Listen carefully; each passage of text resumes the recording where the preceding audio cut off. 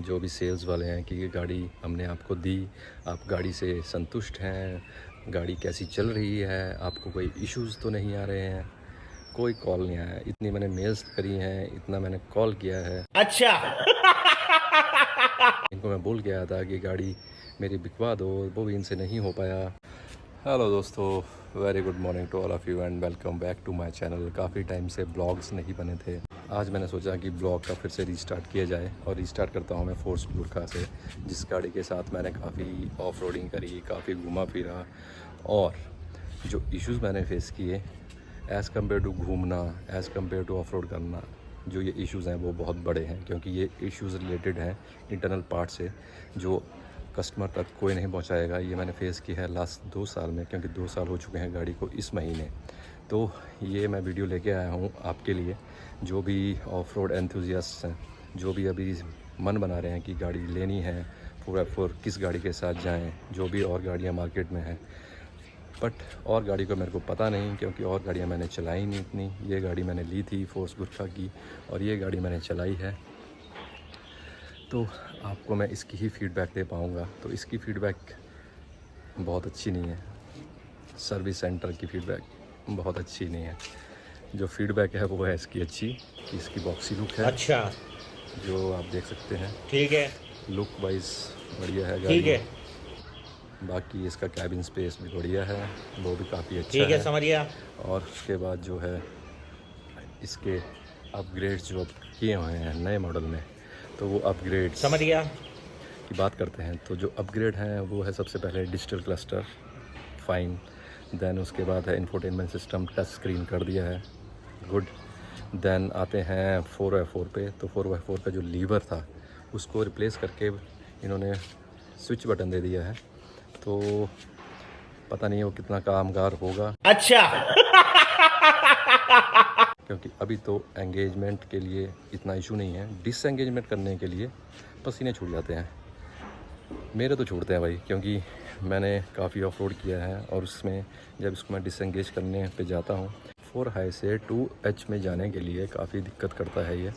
उसके बाद हम बात करते हैं अपग्रेड्स जो इन्होंने किए हैं। टायर 16 इंच का रिम व्हील था जो इन्होंने 18 इंच कर दिया है, that is also good. An eternity later.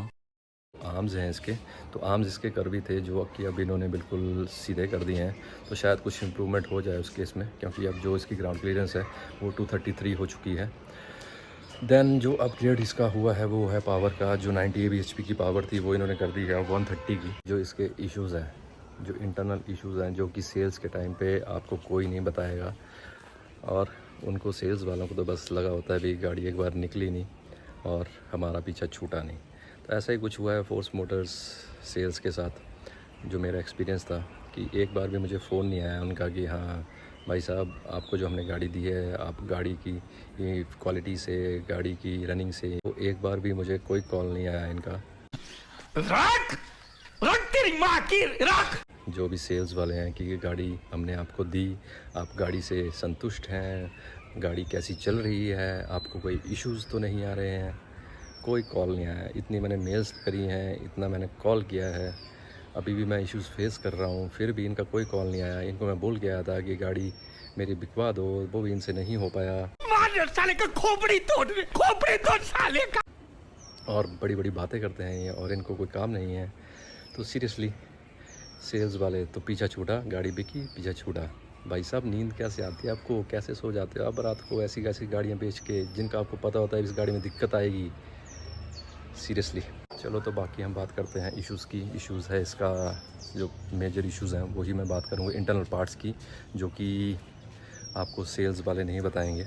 ना कि आपको जो आप सर्विस करवाने गाड़ी के जाते हैं उस टाइम पे आपको कोई बताएगा कि हाँ ये गाड़ी में दिक्कत आने वाली है, यहाँ से कुछ लीकेज है, वो बिल्कुल आपको नहीं बताएंगे। तो वो थी, एक था स्टार्टर का इशू जहाँ पे पानी का इंटेक हो गया, वाटर वेटिंग इन्होंने बना रखी है, टायर के साथ इसका स्टार्टर है जहाँ पे पानी जाना ऑब्वियस है। तो वो मेरा इशू था पहला जो मैंने फेस किया, उसकी वजह से बहुत दिक्कत आई। गाड़ी हाईवे में रुक गई बिल्कुल बीच में, कई बार गाड़ी बीच में बंद होगी, तो स्टार्टर की वजह से मेरे को बहुत दिक्कत आई। उसके बाद इसका इशू आया, लेफ़्ट साइड का जो हब है वो सब चेंज हुआ, क्योंकि गाड़ी के पार्ट्स जो है रिलायबल नहीं है, थोड़ा बहुत उछल कूद में गाड़ी के पार्ट्स छिल जाते हैं। तो इंटरनल पार्ट्स की ऐसी क्वालिटी है, वेरी पुअर क्वालिटी। मैं कहूँगा जो मेरा पर्सनल ओपिनियन है, जो मैंने फेस किया इस गाड़ी में। और उसके बाद आते हैं हम अपने फ़ैन में। जो फ़ैन है वो अपने आप ही छूट गया मोटर से, गॉड नोज़ हाउ। तो ये कहना था सर्विस सेंटर वालों का, कोई मैकेनिक है, उन्होंने कहा भाई ये अपने आप छूट जाता है 1-2 साल में। और जब मैं लेके गया इसको यहीं हमीरपुर में, तो वहाँ पे मुझे क्या एक्सक्यूज़ मिला है कि सर ये 1-2 साल के बाद अपने आप निकल जाता है। तो वो भी मुझे चेंज करवाना पड़ा। मंडी से फ़ैन आया मोटर के साथ जुड़ा वो, तो वो भी ख़र्चा मुझे 3-4 हज़ार का बैठा, वो शायद ज़्यादा बैठा था। और उसके बाद जो मैंने मेन इश्यूज़ फेस किए हैं वो किए हैं ट्रांसफ़र केस में, गियर बॉक्स में। ट्रांसफ़र केस में वाटर का इंटेक हो गया सील के थ्रू, सील से वाटर का इंटेक हो गया। तो इन्होंने मुझे वो चीज़ नहीं बताई जब मैंने सर्विस करवाई थी। उस टाइम पे जो ये अपने चेक्स हैं सारे अगर परफॉर्म कर दे ढंग से तो शायद वो मुझे इशू नहीं आता, क्योंकि इनका मानना था सर ये चीज़ हम चेक नहीं करते। अब उसमें इंटेक हो रहा है, ट्रांसफ़र केस में इंटेक हो रहा है पानी का, तो कहाँ से पता लगेगा? कौन ढूंढेगा? मैं ढूंढूंगा गाड़ी के नीचे घुस के, या मैं ढूंढूंगा ट्रांसफ़र केस के अंदर घुस के? ये सर्विस सेंटर का काम नहीं है कि अगर कोई इशू आने वाला है या कहीं से कुछ वाटर का इंटेक हो गया है तो कस्टमर को बताया जाए कि जब पानी अंदर घुसेगा कीचड़ बनेगा, मलबा बनेगा, पार्ट सारे ख़राब होंगे, जो उसके बेरिंग है, जो भी उसके अंदर गरारी है सारी, वो सारी टूटेंगी, तब उस जाके कस्टमर को पता लगेगा। तो मैंने उनको पूछा, जब मैंने सर्विस करवाई थी तो मैंने उनसे ये पूछा कि जब मैं सर्विस करवाने आया था उसके बाद फिर आया, बंदे नीचे घुसे, उन्होंने एक बार भी ये नहीं बोला कि सर यहाँ पे आपका लीक कर रहा है ये, तो सर यहाँ पे ये गियर बॉक्स से ऑयल की सीपेज है, तो इसको आप चेक करवाओगे कि नहीं करवाओगे? एक बार भी सर्विस सेंटर वालों ने ये चीज़ नहीं बोली। अच्छा। उसके बाद उस दिन मैंने उनको दिखाया, फिर उन्होंने खोला तो उसमें एंट्री हो चुकी थी ऑयल की, और जिसकी वजह से मुझे क्लच प्लेट चेंज करवानी पड़ी, क्योंकि वो क्लच प्लेट और बाकी 1-2 पार्ट्स थे वो सब ख़राब हो चुके। उस दिन भी मैंने बहुत उनको पूछा कि ये क्यों इश्यूज़ आते हैं, उनके पास कोई जवाब नहीं था। और बाद में क्या बोलते हैं कि हम आपके लेबर चार्ज हटा देंगे, सिर्फ पार्ट्स का चार्ज रखेंगे। बट जो लेबर काम कर रही है उसका लेबर के चार्जेस हटाने से क्या होगा? तो अगर आप इस गाड़ी के नए मॉडल के साथ जाना चाहते हैं तो एक बार सोच समझ के जाएं, क्योंकि गाड़ी के जो इंटरनल पार्ट्स हैं वो ज़्यादा मैटर करते हैं। गाड़ी की लुक्स और वो सब ज़्यादा मैटर नहीं करती, क्योंकि लुक्स और बाकी 1-2 चीज़ों के साथ मैं चला गया था, बट गाड़ी चलाई 2 साल, तो उसके बाद मुझे पता चला कि इंटरनल पार्ट्स कितने ज़रूरी होते हैं गाड़ी के। क्योंकि अगर इंटरनल पार्ट्स की क्वालिटी अगर आपकी गाड़ी की बहुत बेकार है तो आपको सफ़र करना पड़ता है। बहुत सफ़र किया, मैंने भी बहुत सफ़र किया, बहुत मेंटल हरासमेंट हुई है, बहुत ज़्यादा।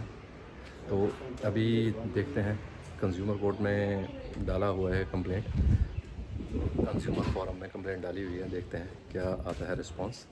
बट आपका फैसला आपके हाथ में है, सोच समझ के फैसला लें। मेरा क्या फायदा? मुझे क्या मिल रहा है? मुझे क्या दे रहा है? उससे मुझे क्या फायदा हो रहा है? मुझे ये समझ नहीं आ रही। मुझे कोई कमेंट। नई गाड़ी के साथ मेरे ओपिनियन में बिल्कुल ना जाएं। अच्छा। और फोर्स मोटर्स जो इनके ऑफिशियल्स हैं उनके लिए एक मैसेज है, गाड़ी अगर आप लॉन्च कर रहे हैं प्लीज़ क्वालिटी चेक 100% करके लॉन्च कीजिए। अगर आप 4x4 गाड़ी चला रहे हैं, अब इस गाड़ी को मैंने ऑफ रोडिंग पर ले जाना बंद कर दिया है बिल्कुल ही। ये तो कच्चे रास्ते आते हैं, ले गया था अभी, तो बीच में कच्चे रास्ते आए थे, वहाँ पे भी दिक्कतें आई, तो ऑफ रोडिंग गाड़ी निकालना बंद कर दीजिए। अच्छा।